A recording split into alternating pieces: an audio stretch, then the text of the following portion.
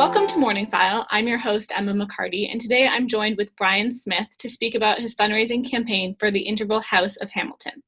So, Bryan, why don't you start off by telling us just a bit more about the fundraiser and what it means to you?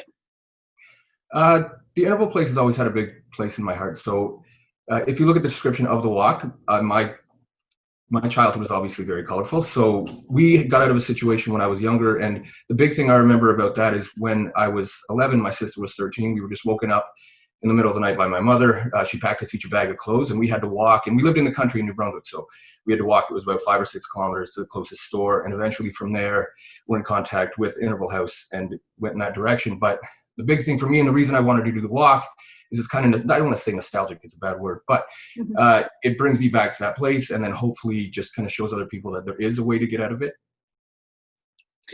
Yeah, so obviously it's a big walk. It's 100 kilometers from Burlington to Hamilton, or Burlington to Toronto, and then back. How do you prepare for this type of thing?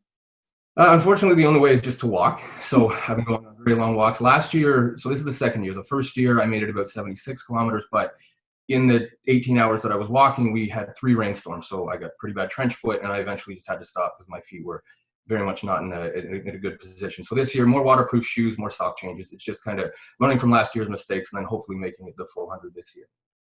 Yeah, for sure. So you mentioned that you got 76 kilometers in 18 hours. How is it with timing? Do you really have to make sure? Because 100 kilometers in 24 hours is a lot.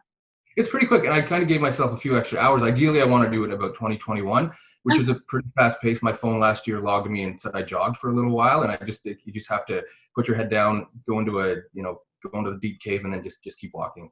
It's tough, but it's manageable. Yeah. So obviously, there's probably some differences this year. Maybe not with the walking training aspect because you can still do that with COVID and everything that's going on. But how have you found this year versus last year as far as fundraising?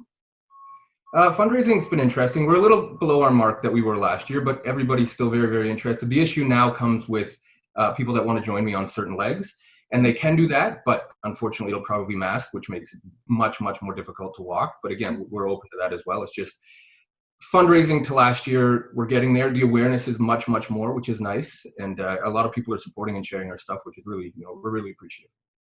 Yeah, that's great. So then how can people who want to donate or follow along with your progress get involved? Well, there's a couple of different ways. So obviously the monetary donation is very important for Interval House. So the way they can do that, the website it's www.tinyurl.com/Bryan with a Y, walks, and then number 2 because this is our second year. And that takes you directly to the Canada Helps Foundation page. And then all of the 100% of the donations through Canada Helps goes directly to Interval House, which is great.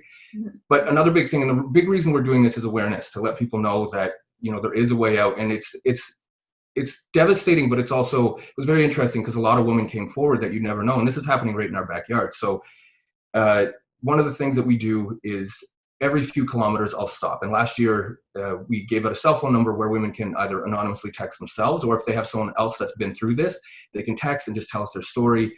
And then over certain kilometers, we just stop and we go live with Instagram or Facebook and we tell their story in the hopes that if someone is watching it who's in a situation like that, it'll just, maybe give them what they need to get out of that situation. Bryan Smith will be walking 100 kilometers in under 24 hours, all the way from Burlington, Ontario to Toronto and back to raise money for the Interval House. The Interval House is a center for abused women and children, which is vital on any given day, but even more important now due to COVID-19 when we are more in our houses than ever. To learn more about Bryan's journey, you can click the link below. For more content like this, you can visit cfmu.ca/morningfile. Thank you.